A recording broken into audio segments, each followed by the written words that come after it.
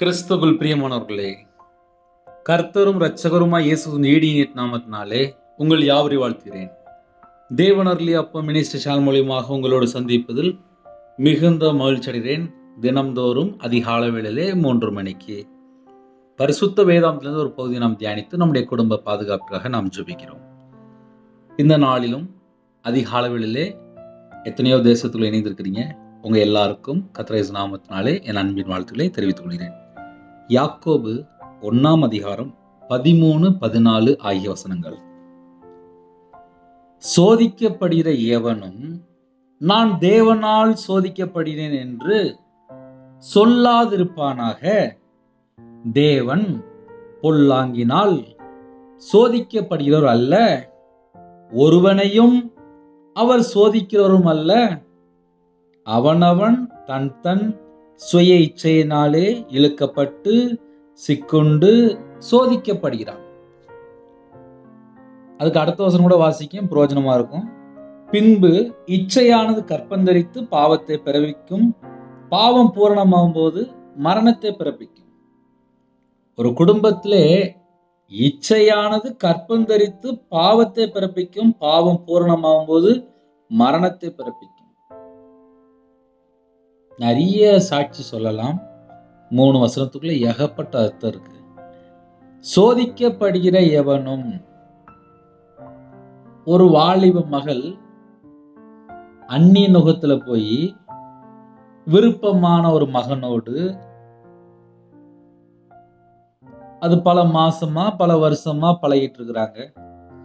அதுக்கப்புறம் அந்நிய நுகத்துல போய் ஒரு திருமணம், தேவனுக்கு பிரியமில்லாத காரியத்துல போய் சிக்கிக் கொள்றாங்க. சோதிக்கப்படுகிற எவனும், ஒரு வீட்டுல அம்மா அப்பா இருக்கிறாங்க, காலேஜுக்கு அனுப்பிடுறாங்க, ஸ்கூலுக்கு அனுப்பிடுறாங்க. பிறந்ததுல இருந்து சர்ச்சுக்கு போற பிள்ளைகள் தான். கர்த்தரை அறியாத ஒரு நபரோடு பழகி அதுக்கப்புறம் அவங்களோட வாழ்க்கையிலே கண்ணீர் வாழ்க்கையா மாறிடுது. சோதிக்கப்படுகிற எவனும், ஒரு குடும்பத்திலே ஒரு 23 வயசு வாலிப பையன், அவங்க வீட்டுல திருமணத்திற்காக வீட்டுல பணம் வச்சிருந்தாங்க. அம்மா வெளியில போயிட்டு இருந்தாங்க. இந்த பையன் ஆன்லைன்ல கொஞ்சம் கேம் விளையாடுவான் போல இருக்கு. ஒரு கேம் விளையாண்டுருக்கான். அதுல டக்குன்னு பணம் வந்திருக்கு. பணம் வந்த உடனே அந்த பையனுக்கு ஆசை வந்துட்டு, அப்ப நம்ம இன்னும் கொஞ்சம் பணம் கட்டி விளையாண்டா இன்னும் நமக்கு பல லட்சங்கள் கிடைக்கும் அப்படின்னு சொல்லி ஒரு ஆசையில திருமணத்திற்காக வச்ச பணத்தை கொண்டு போய் பேங்க்ல கட்டி உடனே மறுபடியும் ஆன்லைன்ல கேம் விளையாண்டுருக்கான். அவன் எவ்வளவு கட்டினானோ எல்லாமே அடுத்த செகண்ட் உள்ள காணாம போயிட்டு. அந்த பையனுக்கு என்ன செய்யன்னு தெரியல. நான் முதல்ல விளையாண்டனே, எனக்கு பணம் வந்துச்சு, லட்சம் தாண்டி வந்துச்சு. இப்போ இருக்கிற எல்லா பணத்தையும் பிடிக்கிட்டானே, இதுக்கப்புறம் நான் என்ன செய்ய அப்படின்னு சொல்லி உட்கார்ந்து அழுதுட்டு இருக்கான். அம்மா வீட்டுக்குள்ள வராங்க. ஏன்டா அழுற? இந்த மாதிரி நான் கேம்னு சொல்லவே இல்லை, நான் பணத்தை திருப்பி தரேன், அதை மட்டும்தான் சொல்றான். ஆனா வீட்டுக்குள்ள என்ன நடக்கு அம்மாவுக்கு தெரியல. ஆனா திருமணத்திற்காக உள்ள பணம் வெளியில போயிட்டு, ஆன்லைன் மூலியமா வெளியில போயிட்டு, எங்கேயோ போயிட்டு, அவ்வளவுதான். அந்த வீட்டுக்குள்ள லாஸ்ட் என்ன நடக்கு, அந்த பையன் மறைக்கிறான். எப்படி மறைக்கிறான்? நான் திருப்பி தந்துடுறேன், ஃப்ரெண்டுகிட்ட கொடுத்துட்டேன், நான் திருப்பி தரேன், அவ்வளவுதான் சொல்றான். அதுக்கு மேல எந்த ஒரு பதிலும் காணும். லாஸ்ட் இவன் ஏன் ஒரு மாதிரியா உட்காந்துருக்கான், ஃப்ரெண்ட கொடுத்தா ஏன் ஒரு மாதிரியா உட்காந்துருக்கான் அப்படின்னு சொல்லி கண்டுபிடிக்கும் போது ஆன்லைன் மூலியமா ஏமாந்துட்டான். சோதிக்கப்படுகிற எவனும், அந்த வேர்டை நீங்க நல்லா கவனிக்கணும். சோதிக்கப்படுகிற எவனும். ஏன் வாழ்க்கையில சொல்றேன், அதுவும் கொஞ்சம் பிரயோஜனமா தானே இருக்கும். நான் சின்ன வயசுல சர்ச்சுக்கு தான் போனேன். ஆனா கையில பைபிள் எடுத்து வாசிக்க மாட்டேன், முழங்கால் போட்டு ஜெபம் பண்ண மாட்டேன். ஆனா அவன் ஞாயிற்றுக்கிழமை சர்ச்சு போயிருவேன். சர்ச்சு ஆரம்பிச்சதுக்கு அப்புறம் ஒரு 1/2 மணி நேரம் கழிச்சு போவேன். ஒரு 1/4 மணி நேரம் இல்லை 1/2 மணி நேரம் இருந்துட்டு வெளியில வந்துடுவேன். அந்த அரை மணி நேரம் சர்வீஸ் நடந்துட்டு இருக்கும்போது தூங்கிட்டு இருப்பேன். இப்படிதான் என் வாழ்க்கை இருந்துச்சு. சர்ச்சுக்குள்ள போய் உட்கார்ந்துருக்கிறோமே, ஒரு பயபக்தி வேணுமே, ஒன்றும் கிடையாது. இஷ்டம் போல போவேன், அங்க மெசேஜ் ஓடிட்டு இருக்கும், நல்ல தூக்கம் வரும், தூங்கிடுவேன், காணிக்க போட்டுட்டு வெளியே வந்துடுவேன். இப்படிதான் என் வாழ்க்கை இருந்துச்சு. நான் வியாபாரத்தில் இருந்தனால ஒரு மனுஷன்கிட்ட பழகினேன். அந்த மனுஷனை நம்பி பல லட்சங்கள் கொடுத்தேன், மாந்திரியத்துக்கும் பணம் கொடுத்தேன், விற்கிறதுக்கும் பணம் கொடுத்தேன், அந்த மனுஷனுக்கும் பணம் கொடுத்தேன். ஆக மொத்தம் என் வாழ்க்கையில நடுரோட்டுக்கு வந்தேன். இதை ஏன் காலையில சொல்ல வேண்டியதுன்னா, சோதிக்கப்படுகிற எவனும். இன்னைக்கு நிறைய குடும்பத்துல என்ன நடக்கு அப்படின்னா, அவங்களா யார்கிட்டயாவது கொடுப்பாங்க, வைப்பாங்க, வாங்குவாங்க, விக்கிரத்துக்கு போவாங்க, யாரையாவது ஃப்ரெண்டு சொல்லி பழகுவாங்க, அப்புறம் தங்க வாழ்க்கையை கெடுத்து கொள்வாங்க, அதுக்கப்புறம் உட்காந்து அழுவாங்க. எத்தனை குடும்பத்துல நடக்குது? ஒரு குடும்பத்திலே வாலிப மகள், அந்த வாலிப மகள் வேலை பார்த்துட்டு இருக்கா, ஒரு கவர்மெண்ட் வேலை பார்த்துட்டு இருக்கா. அந்த மகளுக்கு ஒரு நல்ல சம்பளம் வந்துட்டு இருந்துச்சு. 23 வயசு தான். வீட்டில் அம்மா அப்பாவுக்கு ஒரு 1,00,000 ரூபா வேணும்னு சொல்லி அப்பா கேட்குறாங்க.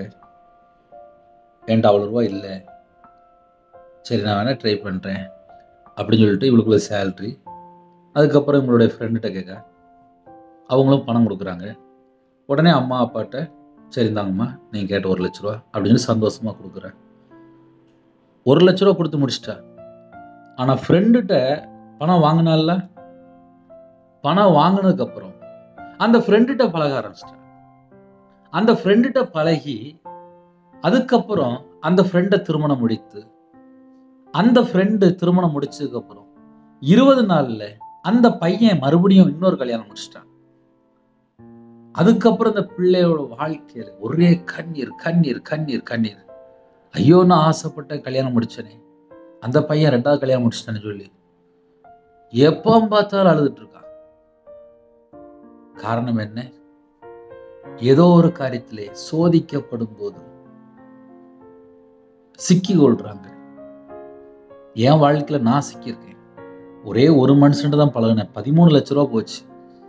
அதனால வீடு விற்றேன், நகை விற்றேன், வியாபாரத்தை விட்டேன், நடுரோட்டுக்கு வந்தேன், சொந்த தேசமே வேணான்ட்டு போயிட்டேன். ஒரு மனுஷன்ட்டு தான் பழகினேன். விக்கிரத்துக்கு மாந்திரியத்துக்கு எல்லாம் கொடுத்து. இதை ஏன் காலையில சொல்ல வேண்டியது அப்படின்னா, சோதிக்கப்படுகிற எவனும். நிறைய குடும்பத்துல சோதிக்கப்பட்டுட்டு அதுக்கப்புறம் என் வாழ்க்கையில எனக்கு பிரச்சனை போராட்டம் சொல்லி உட்காந்து அழுதுட்டு இருக்காங்க. ஒரு கவர்மெண்ட் வேலைக்காக, இல்லைன்னா ஒரு வெளிநாட்டுக்கு போறதுக்காக யாரையோ நம்பி ஏதோ ஒரு அமௌண்ட் எங்கேயோ போய் கொடுத்துட்டாங்கன்னா சிக்கல்ல மாட்டிக்கிடுவாங்க. ஒரு வேலைக்காக ஒரு ஆசை, வெளிநாட்டு போறதுக்காக ஒரு ஆசை. ஒரு குடும்பத்துல ஒரு ஜபகுரி வந்துச்சு, வெளிநாட்டு போறதுக்காக யார்கிட்டயோ பணம் கொடுத்துருக்காங்க, ஏமாத்திட்டான். என்ன செய்யன்னு தெரியல, புலம்பி புலம்பி அழுறாங்க. இன்னொரு குடும்பத்துல வெளிநாட்டுல வேலை இருக்கு அப்படின்னு சொல்லிட்டு வாலிப மகளை வெளிநாட்டுக்கு அனுப்பிட்டாங்க. அங்க போனதுக்கு அப்புறம் அந்த வாலிப மகள் அம்மாட்ட தொடர்பு கொள்றா. அம்மா வெளிநாட்டுக்கு நான் வந்துட்டேன், அங்க வேலை இல்லை, இப்போ வேற வேலை செய்ய சொல்றாங்க, அந்த வேலை எனக்கு பிடிக்கலம்மா, அது தவறான வேலை, நான் வாரேன். கடைசி காலத்துல அக்கிரமம் மிகுதியாய் போகுது, அன்பு தணிந்து போகுது. சோதிக்கப்படுகிற எவனும், அந்த வேடை நீங்க நல்லா கவனிக்கணும். சோதிக்கப்படுகிற எவனும் யாரையோ நம்பி யாரையோ நம்பி யாரையோ நம்பி சுவாசம் உள்ள மனுஷனை நம்புவதை விட்டு விடுங்கள் என்று வேதம் சொல்கிறது. ஒரு குடும்பத்துல ஏன் உட்கார்ந்து உட்கார்ந்து அழுறாங்க, ஏன் உட்கார்ந்து உட்கார்ந்து பல காரியத்தை யோசிக்கிறான்னு சொல்லி பார்க்கும்போது யாரையோ நம்பி ஏமாந்து போயிருந்தாங்க. ஐயா அம்மா, என் வாழ்க்கையில நான் 5 வருஷம் அழுதுருக்கேன். மனுஷனை நம்பி ஒரு 13 லட்சம் கொடுத்துட்டு, சொந்த வீடை விற்று, வியாபாரத்தை விட்டு, நகையை விட்டு, எல்லாம் விற்று விற்று விற்று விட்டு, அதுக்கப்புறம் ஒரு தனி மனுஷனை மாறி, அப்புறம் உட்காந்து ராத்திரியும் பகலுமா கையில பைபிள் எடுத்து வாசித்து பார்த்து, என் வாழ்க்கையில நான் எங்க தப்பு பண்ணேன், நான் எங்க தப்பு பண்ணேன்னு சொல்லி பைபிள் எடுத்து வாசித்து பார்த்தா என் வாழ்க்கை முழுவதுமே தப்பா இருக்கு. அவருடைய சமூகத்திலே கண்ணீரோடு அழுது ஜெபம் பண்ண ஆரம்பிச்சு. நான் உமக்கு பிரியமானபடி நான் வாழல அப்படிதான் ஜெபம் பண்ண ஆரம்பிச்சேன். நீ சில குடும்பத்துல என்ன யோசிக்கிறோம் அப்படின்னா, அவங்க தேவைக்கா மட்டும்தான் ஜெபிக்கிறாங்க. நான் தேவனுக்கு முன்பாக நான் உண்மையா இல்லை, அதைத்தான் நான் சொல்லி ஜெபம் பண்ண ஆரம்பிச்சேன். சோதிக்கப்படுகிற எவனும், ஒரு வீட்டுக்குள்ள பிரச்சனை எங்க ஆரம்பிக்குன்னு சொல்லி பார்க்கும்போது, நல்ல சம்பளம் வாங்குறாங்க, சாயங்கால நேரத்துல ஒண்ணு ஃப்ரெண்டுகிட்ட பழகுறாங்க, அப்படி இல்லைன்னா நேர தண்ணி அடிக்க போறாங்க. இப்ப கடைசி காலத்துல நிறைய போதை, அது கஞ்சாங்கிறாங்க, வேற போதைங்கிறாங்க, ஊசிங்கிறாங்க, எனக்கு தெரியாது. இப்படி நிறைய எங்கேயாவது போய் மாட்டிக்கொள்றாங்க. அதுக்கப்புறம் வீட்டுக்கு வர்றது கிடையாது, எங்கேயாவது ஃப்ரெண்டு வீட்டில் தங்குறது, எங்கேயாவது போய் மாட்டிக்கொள்றது. சோதிக்கப்படுகிற எவனும், ஒரு குடும்பத்துல அப்பா கிடையாது, ஒரே ஒரு பையன் மட்டும்தான், அம்மா டீச்சர், காலையிலே போயிடுவாங்க. பையனை நல்லா வளர்த்தாங்க, நல்லா படிச்ச பையன், காலேஜ் போனான், ஏதோ ஒரு காரியத்துல அடிமையாயிட்டான், ரூமுக்குள்ளேயே தான் இருக்கான், வீட்டுக்குள்ளேயே தான் இருக்கான், வீட்டை விட்டு வெளியில வரமாட்டேங்க. அந்த பையன் என்ன செய்யறான் அப்படின்னு சொல்லி அவங்க அம்மா சொல்லும்போது சொல்றாங்க, என் பையன் வீட்டுக்குள்ளேயே தான் இருக்கான், செல்போன்லயே தான் இருக்கான், காலையில இருந்து ராத்திரி வரைய செல்போன்லயே தான் இருக்கான், அதுல அடிமையா இருக்கிறான், அதுல இருந்து அவனை வெளியில கொண்டு வர முடியல அப்படிங்கிறாங்க. ஒரு பையன் 12th படிக்கிற பையன், 12th படிக்கிற பையனுக்கு முடியல. என்னன்னு சொல்லி பார்க்கும்போது தவறான பழக்க வழக்கம். இதான் கடைசி கால ஸ்டேஜ். இந்த கடைசி காலத்துலதான் நம்ம வாழ்றோம்.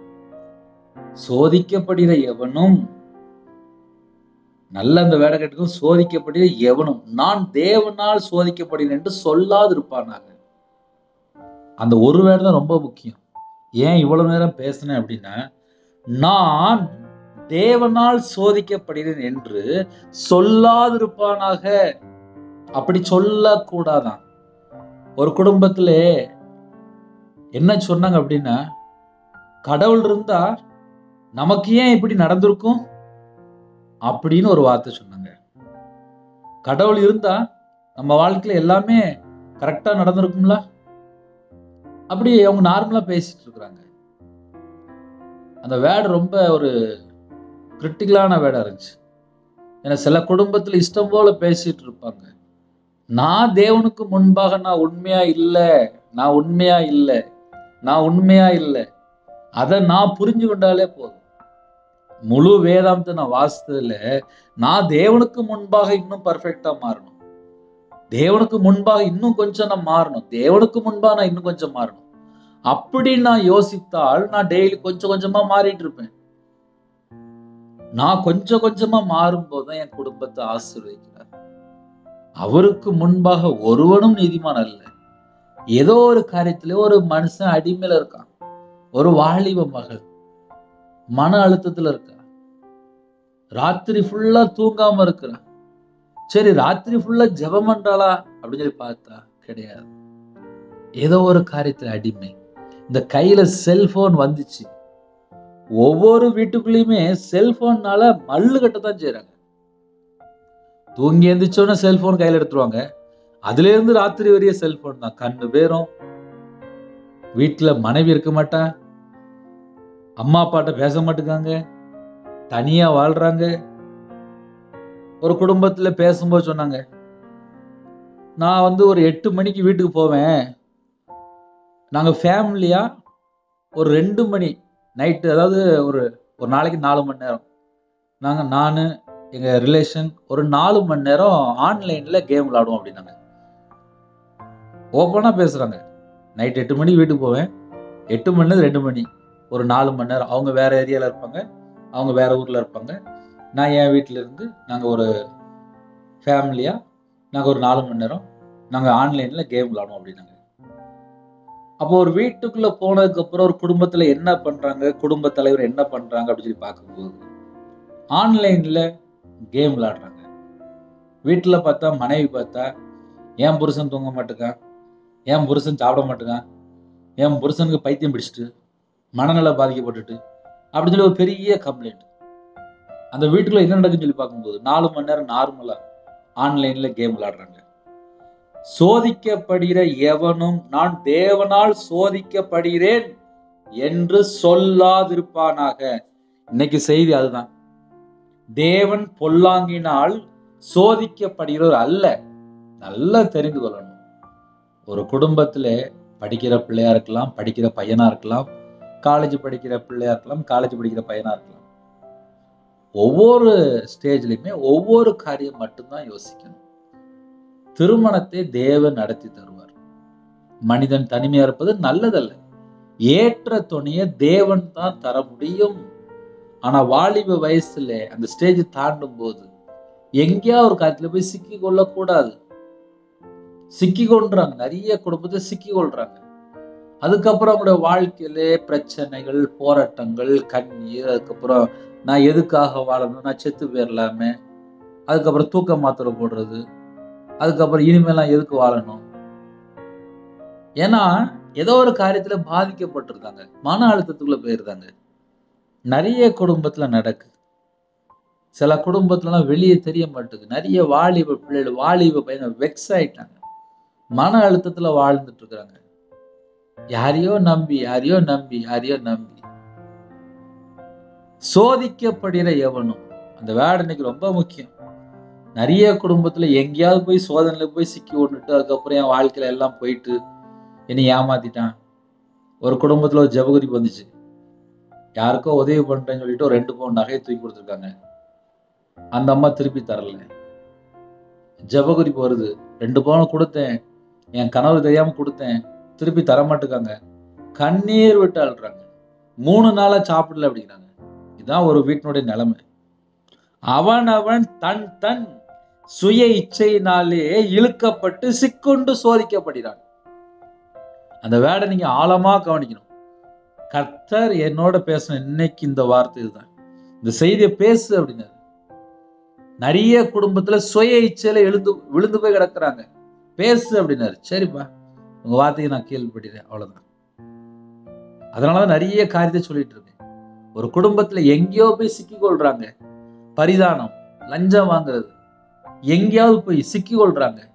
எப்படியாவது சீக்கிரமா சொத்து சேர்க்கணும். அப்புறம் பிரச்சனையும் வருமா வராதா? பிசாசு வருவான வரமாட்டானா? நிறைய குடும்பத்துல பொய் பேசுறாங்க. பொய் பேசி பணம் சம்பாதிக்கிறாங்க. அது எந்த காரியமா இருக்கலாம். வாயை திறந்தாலே ஒன்லி பொய் பொய் பொய் பொய். எக்ஸாம்பிளுக்கு சொல்லணும் அப்படின்னா, நான் பொய் பேசி நான் நாசமா போயிட்டேன். ஏன்னா பைபிள் வசனம் அப்படிதான் ரெக்கார்டு இருக்கு. பொய் பேசலாம் நாசம் அடைவர்கள் சொல்லி வேதம் சொல்லுது. ஒரு நாளைக்கு எத்தனை பொய் பேசுறாங்க, காலையில இருந்து ராத்திரி வரை எத்தனை பொய் பேசுறாங்க, யோசித்து பாருங்க. அவனவன் தன் தன் சுய இச்சையினால இழுக்கப்பட்டு அப்படின்னு சொல்லி எழுதப்பட்டு, எங்கேயாவது ஒரு காரியத்துல போய் இழுக்கப்பட்டு சிக்குண்டு சோதிக்கப்படுகிறான். அவன் சிக்கிக்கிட்டான், அவ்வளவுதான். ஒரு மனுஷனுக்குள்ள சுய இச்சை எப்பமெல்லாம் வருதோ அதுல இழுக்கப்பட்டு சிக்கப்பட்டு சோதிக்கப்படுகிறான். அவன் எங்கேயோ போய் மாட்டிக்கிட்டான்னு அர்த்தம். அந்த வசனம் அப்படிதான் எழுதப்பட்டிருக்கு. சுய இச்சை வருது, இழுக்கப்படுறான், சிக்கிக்கிட்டான், அதுக்கப்புறம் சோதிக்கப்படுகிறான். அதுக்கப்புறம் அவனை தூக்கி எடுக்க அப்புறம் இயேசுதான் வரணும். ஏன்னா நிறைய குடும்பத்துல இப்ப என்ன பிரச்சனை நடக்கு அப்படின்னா, அடிமை, ஏதாவது ஒரு காரியத்துல அடிமை. இந்த கையில இருக்க செல்போன் தான் இப்ப நிறைய பேருக்கு பிரச்சனை. செல்போன்ல பல மணி நேரம் அடிமையா இருக்கிறாங்க. அடிமை அடிமை அடிமை அடிமை, பல மணி நேரம் அடிமை. அதுக்கப்புறம் என் வாழ்க்கையில எனக்கு நிம்மதி இல்லை, தூக்கம் வர மாட்டுக்கு, அப்புறம் வீட்டுக்குள்ள சண்டை, கணவன் மணிக்குள்ள சண்டை, பிரிவினை, அப்புறம் பிரிஞ்சு போறது. இதுக்கு பின்னாடி என்ன காரணம் இருக்கு? சில குடும்பத்துல எல்லாம் என்ன வந்துருதுன்னா, சந்தேகம் வந்துருது. பல மணி நேரம் போன்ல யார்கிட்டயோ பேசிட்டு இருக்கும்போது சந்தேகம் வந்துருது. ஒரு குடும்பத்துல எதுக்கு போனை யூஸ் பண்றாங்க தெரிய மாட்டேங்குது. பல மணி நேரம் போன் பேசும்போது தேவையில்லாத வீண் வார்த்தைகள், அதுல எவ்வளவு காரியம் அடங்கியிருக்கு. அப்படியும் சில குடும்பத்துல இருக்கிறாங்க. தன் தன் சுய இச்சையினால இழுக்கப்பட்டு சிக்குண்டு சோதிக்கப்படுகிறான். அதுக்கப்புறம் தான் போட்டிருக்கு, பின்பு இச்சையானது கற்பந்தரித்து. இப்ப இச்சை வந்ததுக்கு அப்புறம் உள்ள வந்துட்டான். கற்பந்தரித்து பாவத்தை பிறப்பிக்கும். உள்ள பாவம் வந்துட்டுன்னு அர்த்தம்.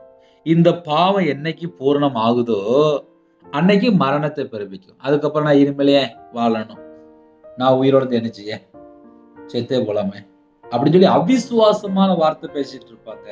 ஆனா உள்ள என்ன கிடக்கு அப்படின்னா பாவம். நிறைய குடும்பத்திலே ஏதாவது ஒரு காரியத்தில் அடிமையாக இருப்பாங்க, வெளியே தெரியாது. சில குடும்பத்திலாம் புதுசாக இணைந்திருப்பீங்க, உங்களுக்கு செய்தி புதுசாக இருக்கும். வேறு வேறு நாட்டில் இணைந்திருக்கிறீங்க. நைட் ஆனால் போதும், தண்ணி அடிக்கிறது, கள்ள தொடர்பு, செல்ஃபோனில் அடிமை, படம் பார்க்குறது, கேம் விளையாடுறது, தேவையில்லாத நபர்கிட்ட ஃப்ரெண்டுகிட்ட தேவையில்லாமல் பேசுறது, இந்த ஆன்லைனில் சீட்டு விளையாடுறது, கேம் விளையாடுறது, எங்கேயாவது போய் யாராவது போய் மாட்டிக்கிடுவாங்க. பகல் நேரத்தில் தேவையில்லாத நபர்கிட்ட பழகுறது, தேவையில்லாத ஃப்ரெண்ட்ஷிப்பு, தேவையில்லாத காரியங்கள், இது எல்லாமே சிக்குண்டு, சிக்கப்பட்டு, இச்சையில விழுந்து, இழுக்கப்பட்டு, சோதிக்கப்பட்டு, அப்புறம் அந்த குடும்பத்தில் நிம்மதியாக இருக்காது. அப்புறம் மன அழுத்தத்தில் ஒரு பைத்தியக்காரன் போல, அதுக்கப்புறம் நிம்மதியாக இருக்கு. அப்புறம் என் வீட்டில் என்ன பிரச்சனையே தெரில பிரதர், என் பையன் சரியாக சாப்பிட மாட்டேங்கான், சரியாக வீட்டுக்கு வர மாட்டேங்கான், நைட்டு லேட்டாக தான் வரான், என் மகா இதுக்கு முன்னாடி என்ன ஒழுங்காக பேசுவா, இப்போ பேசவே மாட்டேங்கான், ஒரு ரூமில் போய் செல்ஃபோன் எடுத்து அது செல்ஃபோன் பார்த்தே சிரிச்சிட்டு இருக்கா, செல்ஃபோனில் யார்கிட்டயோ பேசிகிட்டு இருக்கா. எத்தனை காரியம் இன்னைக்குள்ள செய்தி நிறைய வீட்டுக்குள்ள நடந்துட்டு இருக்கு. ஏன்னா அந்த செய்தி திட்டமாக பேச சொன்னார், பேசிட்டு. சோதிக்கப்படுகிற எவனும் நான் தேவனால் சோதிக்கப்படுகிறேன் என்று சொல்லாதிருப்பானாக. ஆமென். அதுல ஒரு வேர்டு முக்கியமா வருது, தேவனால் சோதிக்கப்படுகிறேன் என்று சொல்லாதிருப்பானாக. தேவன் பொல்லாங்கினால் சோதிக்கப்படுகிறவர் அல்ல அப்படின்னு சொல்லி ஒரு கமா வந்துட்டு, அவர் ஒருவனையும் சோதிக்கிறவரும் அல்ல, பொல்லாங்கினால் தேவன் சோதிக்க மாட்டார் அப்படின்னு சொல்லி எழுதப்பட்டிருக்கு. அதனால பொல்லாங்கு எங்கெல்லாம் வருதோ அங்கெல்லாம் பிசாசு தான் உள்ள வாரான். தேவன் பொல்லாங்கினால் ஒருவனையும் சோதிக்கிறவர் அல்ல அப்படின்னு எழுதி முடிச்சிட்டாங்க. அதனால இனிமேல் நம்ம வாழ்க்கையில ஒரு பொல்லாத காரியம் சொல்லி ஒன்று வந்துச்சு அப்படின்னா அது சத்துரு, அது பிசாசு. தேவன் ஒருவனையும் பொல்லாங்கினால் சோதிக்கிறவர் அல்ல அப்படின்னு சொல்லி தெளிவாக எழுதப்பட்டிருக்கு. அதனால நம்ம வாழ்க்கையில பொல்லாத ஏதாவது காரியம் வருதான்னு சொல்லி நம்ம தான் கண்டுபிடிக்கணும். எப்படி செல்போன்ல சார்ஜ் இல்லைன்னா கண்டுபிடிக்கிறோமோ அதே போல ஆவிக்குரிய வாழ்க்கையில வளரணும்னு நினைச்சாச்சு அப்படின்னா நான் எங்கெல்லாம் விழுந்துட்டு இருக்கேன் அப்படின்னு சொல்லி நான் முதல்ல கண்டுபிடிக்கணும். உங்க வாழ்க்கையில நீங்க கர்த்தரை விட்டு எங்கெல்லாம் தள்ளி போறீங்க அப்படின்னு சொல்லி நீங்க உட்கார்ந்து யோசிக்கணும். அப்பந்தான் உங்க கூட பேசுவார். என் வாழ்க்கையில இந்த வசனத்தை உங்கள்கிட்ட பேச சொன்னாரு, நான் அப்படியே பேசிட்டேன், அவ்வளவுதான், என் வேலை முடிஞ்சிட்டு. அதுக்கப்புறம் என் வாழ்க்கையில நான் கர்த்தரை விட்டு எங்க தள்ளி போறேன் அதை நான் செக் பண்ணணும். உங்க வாழ்க்கையில நீங்க கர்த்தரை விட்டு எங்க தள்ளி போறீங்க அதை நீங்க செக் பண்ணணும். சரி, கர்த்தரை விட்டு தள்ளி போறதுன்னு என்ன? காலையில அழகா சீக்கிரமா எந்திரிச்சு கையில பைபிள் எடுத்து வாசித்து முழங்கால் போட்டு ஜெபம் பண்ணலாம், தேவனை துதிக்கலாம். நைட்டு 2 மணிக்கு தூங்கும்போது காலையில எப்படி சீக்கிரமா எந்திரிக்க முடியும்? நைட்டு தூங்காம இருக்கும்போது காலையில எப்படி சீக்கிரமா எந்திரிக்க முடியும்? ஒரு மனுஷன் அதிகாலையில எந்திரிக்கணும் அப்படின்னா நைட்டு சீக்கிரமா படுக்கணும். நைட் நேரத்துல ஃபுல்லா செல்போனை பக்கத்துல வச்சுட்டு பல மணி நேரம் பார்க்கும்போது காலையில சீக்கிரமா எந்திரிக்க முடியாது. நிறைய குடும்பத்துல இந்த பிரச்சனை இருக்கு. நிறைய குடும்பத்துல நைட் நேரத்துல தூக்கம் வரல சொல்லிட்டு ஒரு படம் பார்க்கறது, நாடகம் பார்க்கறது, கேம் விளையாடுறது, ஆன்லைன்ல போய் கேம் விளையாடுறது, அப்புறம் ஃப்ரெண்டுகிட்ட பேசுறது, அப்புறம் தேவையில்லாத நபர்கிட்ட பேசுறது, இது எல்லாமே சேர்த்துதான் சோதிக்கப்படுகிற எவனும். அதனால கால வேளையில இந்த செய்தியை கொஞ்சம் கேட்கும்போது நிறைய குடும்பத்துல இந்த பிரச்சனை இருக்கு. அது உங்கள்கிட்ட ஆவியானவர் பேசியிருப்பார். இந்த நாளுக்காக ஜெபிக்க போறோம், கேளுங்க. உங்க வீட்டுல குட்டி பிள்ளைகள் இருக்கா, சின்ன பிள்ளைகள் இருக்கா, சின்ன பிள்ளைகள் இருக்கா, நீங்க என்ன செய்யணும் அப்படின்னா செல்போனை கையில கொடுக்காதீங்க. பிள்ளைகள்கிட்ட உட்காந்து பேசுங்க, பிள்ளைகளோட விளையாடுங்க. அப்பந்தான் நம்ம ஆவிக்குரிய வாழ்க்கையில வளர முடியும். ஏன் அதை சொல்ல வேண்டியது அப்படின்னா, வீட்டுல 4-5 செல்போன் வச்சிருக்காங்க, எல்லாரும் செல்போன்ல உட்கார்ந்தா அந்த வீட்டுல எப்படி பாட்டு பிடிச்சு ஜெபம் பண்ண முடியும்? எப்படி குடும்ப ஜெபம் இருக்கும்? எப்படி கையில பைபிள் எடுத்து வாசிப்பாங்க? வீட்டுக்குள்ள வந்தாச்சு அப்படின்னா செல்போன் தேவைன்னா மட்டும் பாருங்க. குடும்பம் சந்தோஷமா இருக்கும், ஆரோக்கியமா இருக்கும். ஒரு குடும்பத்துக்குள்ளே தேவன் உலாவணும் அப்படின்னா அந்த வீட்டுக்குள்ள எவ்வளவு காரியம் செக் பண்ண வேண்டியிருக்கு. அதனால இதெல்லாம் கொஞ்சம் யோசித்து பாருங்க. நம்முடைய குடும்ப பாதுகாப்புக்காக ஜெபிப்போம். கண்களை மூடி நாம் ஜெபம் செய்வோம். இருக்கிற இடத்துல முழங்கால் போடுங்க. கிருபை மகிமை நிறைந்த பரிசுத்தமுள்ள நல்ல தகப்பனே, உம்மை நன்றி எடுத்து துதிக்கிறோம்ப்பா. தன் சுய இச்சையினால இழுக்கப்பட்டு சிக்கொண்டு சோதிக்கப்படுகிறான். பின்பு இச்சையானது கற்பந்தரித்து பாவத்தை பிறப்பிக்கும். பாவம் பூரணமாகும்போது மரணத்தை பிறப்பிக்கும். எந்த குடும்பத்தில் இந்த செய்தி கேட்டு மனம் திரும்புகிறாங்களோ அந்த குடும்பத்துடைய குறைகள் குற்றங்களை மன்னிங்கப்பா. கர்த்தருடைய கரத்தில் எல்லா குடும்பத்தையும் அர்ப்பணிக்கிறோம். பரிசுத்தாவினால் நிரப்புங்க, அக்கினி அபிஷேகத்தால் நிரப்புங்க, ஆவிக்குரிய 9 கனிகளால் நிரப்புங்க, ஆவிக்குரிய 9 வரங்களால் நிரப்புங்க, கிருபையால் நிரப்புங்க, உங்களுடைய பிரசன்னத்தால் மூடுங்க ராஜா, உங்களுடைய வல்லமையால் நிரப்புங்க. உங்கள் கரம் உங்கள் பிள்ளைகளோட கூட இருக்கட்டும். சகல காரத்திலும் கற்றுக் ஆசிரியங்க. அவங்களுடைய கையின் கிரியை ஆசிரியங்க. யாரெல்லாம் பிறந்தநாள் கொண்டாடுறாங்களோ, திருமண நாள் கொண்டாடுறாங்களோ 1000 தலைமுறைக்கு ஆசீர்வதிங்க. கற்பத்தில் நீங்கள் ஜெபிக்கிறாங்க, பிள்ளைகள் பழுகி பெருகட்டும், கரம் தொட்டு ஆசிரியங்க. மாசமாக இருக்காங்க, சரீரத்தில் எல்லா பலவீனத்தையும் நீக்கி தாய் பிள்ளையமாக ஆசிரியங்க. டெலிவரி புறப்படுறாங்க, பரம வைத்தியர் கூட இருந்து நார்மல் டெலிவரி ஆகிட்டாங்க. திருமண தேவைக்காக ஜெபிக்கிறாங்க, எல்லா தடைகளும் நீக்கி வாசல் திறந்து விடுங்க. திருமணம் முடிந்ததுக்கப்புறம் குடும்பத்துக்குள்ள சந்தேகம், பிரிவினை, டைவர்ஸ் அளவுக்கு பிரச்சனை ஓடிட்டு இருக்கு. மதுபான அடிமை, விக்கிர வழிபாடு, மாந்திரியம், பிள்ளி சுமி, ஏவலில் கட்டப்பட்ட நிலைமை, அந்த எல்லா குடும்பத்துக்கு விதமாக கிரியை சத்துரும் கிரியெல்லாம் வேரோட சுட்டரிக்கப்பட்டு போட்டு மறுபடியும் இணைந்து வாழ இயேசு கிறிஸ்து ராஜனுடைய கரத்தில் அர்ப்பணிக்கிறோம். கர்த்தர் பொறுப்படுத்துங்க. எல்லா குடும்பம் ரட்சிக்கப்படட்டும். காலை வேளையிலே போட்டில் போடுறாங்க, பஸ்ஸில் போயிட்டுருக்காங்க, காரில் போயிட்டுருக்காங்க, ட்ரெயினில் போயிட்டுருக்காங்க. விவசாயிகள் ஜெபிக்கிறாங்க, வியாபாரத்துக்கு புறப்படுறாங்க, கம்பெனி வச்சுருக்காங்க, வாட்ச்மேன் ஜெபிக்கிறாங்க, செக்யூரிட்டி ஜெபிக்கிறாங்க, போலீஸ் ஆஃபீஸ் ஜெபிக்கிறாங்க, ஆர்மியில் ஜெபிக்கிறாங்க, அதிகாரிகள் ஜெபிக்கிறாங்க, டீச்சர் ஜெபிக்கிறாங்க. இன்னுமாக எத்தனையோ குடும்பத்தில் இணைந்திருக்காங்க. எல்லா குடும்பத்தையும் கர்த்தருடைய கரத்தில் அர்ப்பணிக்கிறோம். வெளிநாட்டில் இருக்காங்க, எல்லாரையும் உங்களுடைய கரத்தில் அர்ப்பணிக்கிறோம். உங்கள் பிள்ளைகளே சம்பூர்ணமாக ஆசீர்வதிங்க. நிறைய குடும்பத்தில் பலவீனத்தோடு படுத்த படுக்கையில், ஹாஸ்பிட்டலில், அவசர சிகிச்சையில், ஐசியூவாலில் எத்தனை குடும்பத்தில் இணைந்திருக்காங்களோ உம்முடைய தழும்புள்ள கரத்தினால தொட்டு சுகமாக்கி தீர்காயுசு பரிபூர்ணமாக ஆசிரியங்க. யாரெல்லாம் கண்ணீரோடு ஜெபிக்கிறாங்களோ கர்த்தர் சுகமாக்கி தாங்க. நாங்கள் அப்பா உங்க நாமத்தை மகிமைப்படுத்தணும், எங்களுக்கு அந்த கிருபை தாங்க. 2 பேர் ஒருமனப்பட்டு ஜெபிக்கும்போது என் நாமத்து நிமித்தம் எதை கேட்டாலும் சொன்னீங்க. கர்த்தரா இயேசு கிறிஸ்து நாமத்தினாலே கேட்கிறோம், என்னுடைய பாவத்தை மன்னிச்சிருங்கப்பா, மன்னிச்சு எங்களுக்கு பூரண சுகம் தாங்க. ஜெபித்த எல்லா குடும்பத்தையும் கர்த்தருடைய கரத்தில் அர்ப்பணிக்கிறோம். கடனில் நிறைய குடும்பத்தில் தத்தளிக்கிறாங்கப்பா. என் தேவன் மனமிறங்கி இன்னைக்குள்ள தேவைகள் அந்த குடும்பத்தை சந்திக்கிறோம். அந்த குடும்பம் ஆசீர்வாதமும் மாறட்டும். எல்லா தரித்திரம், பஞ்சம், கஷ்டம், பிரச்சனை எல்லாம் நீக்கி ஆசீர்வதிங்க. இணைந்திருக்கிற எல்லா குடும்பத்தையும் கர்த்தர் பொறுப்படுத்துவாங்க. நிறைய குடும்பத்திலே ஹோமில் இருக்காங்க, ஹாஸ்டலில் இருக்காங்க, முதியோர் இல்லத்தில் இருக்காங்க, வெளிநாட்டில் இருக்காங்க, வேறு ஸ்டேட்டில் இருக்காங்க, வேறு நாட்டுக்குள்ளே ஜெபிக்கிறாங்க. எல்லாரையும் உங்களுடைய கரத்தில் அர்ப்பணிக்கிறோம். ஒவ்வொரு குடும்பத்துக்கும் ஒவ்வொரு தேவை உண்டு. தேவைகளை கர்த்தர் கூட சந்திங்க. தேவன் அருளிய அப்போ மினிஸ்டன்ல உங்களுடைய கரத்தில் அர்ப்பணிக்கிறோம். அப்பா, என்னைய மண்ணாக அர்ப்பணிக்கிறேன்ப்பா. எங்களுக்கு ஜீவ சுவாசத்தை தந்து உங்களுடைய கிருபை தந்து நாள்தோறும் பாதுகாக்கிறீங்கப்பா. எங்க மேல எவ்வளவு அன்பா இருக்கிறீங்க. எங்களுக்காக ஜீவனே தந்தீங்கப்பா. கல்வாரி அன்பினாலே ஒவ்வொரு குடும்பத்தையும் நிரப்புங்கப்பா. நாங்கள் எல்லாரும் நிரப்பப்பட்ட பாத்திரமா மாறணும்ப்பா. பரிசுத்தாவினால் நிரப்புங்கப்பா. எல்லா நாச மோசங்களுக்கு விலக்கி உங்கள் பிள்ளைகளே ஆரோக்கியமாக வைத்துக்கொள்ளுங்கப்பா. இன்னைக்கு உள்ள எல்லா காரியத்திலும் கர்த்தர் கூட ஆசீர்வதிங்க. நிறைய குடும்பத்தில் படிக்கிற பிள்ளைகள் ஜெபினா நல்லா படிக்கட்டும்ப்பா. தேவ ஞானத்தினாலே, தேவ புத்தினாலே நிரப்புங்க. உங்களுடைய கிருபை உங்கள் பிள்ளைகளுக்கு பெருகட்டும்ப்பா. எல்லா குடும்பத்தையும் கர்த்தர் பொறுப்படுத்துங்க.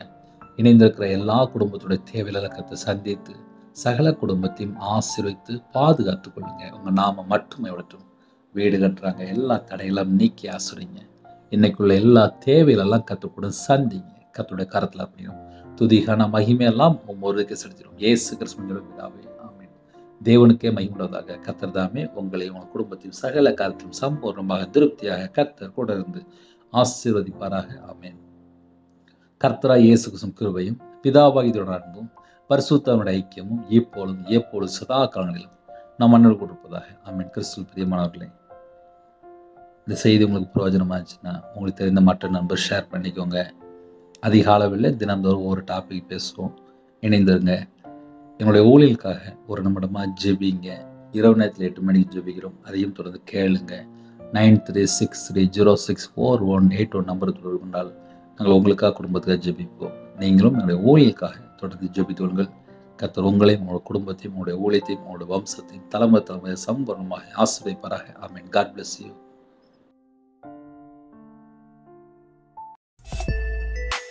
Thanks for watching. Please subscribe our channel. Click the like and share. Click the bell. God bless you.